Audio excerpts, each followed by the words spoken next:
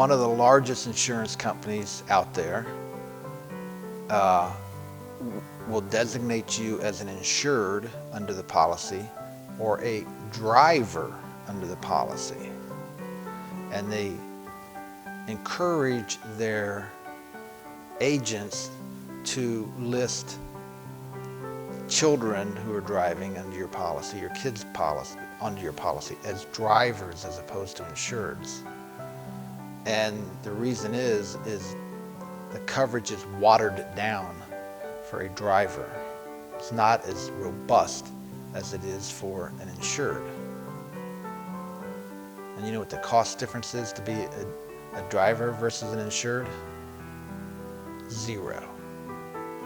But it gives them the opportunity to say, well, your Junior over here is a driver under the policies, but he's not covered for that because he's a driver. But when you read the policy, if he was an insured, he'd be covered. But anybody who's going to be driving under your policy, spouse, children, they should be a named insured on the policy. That way they have all the rights and privileges and coverages that are available, and not some second-class citizen on a policy.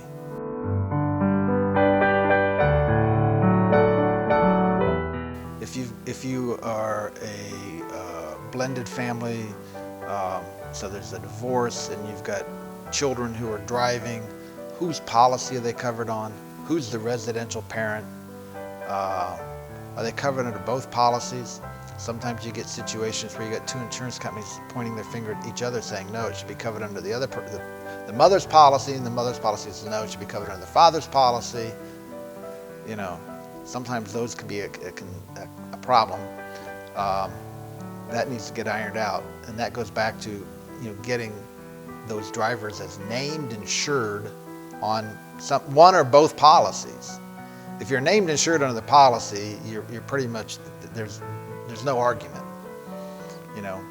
so that's an issue. Kids away to college, another situation.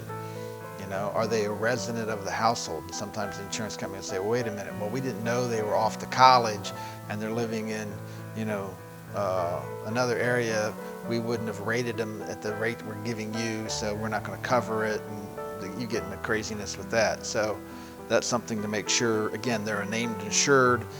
The agent knows that they're off to college. Adopted children, foster children, are they members of the family? Are they not members of the family? Again, you may think that they're a family member, but family members often defined in the policy.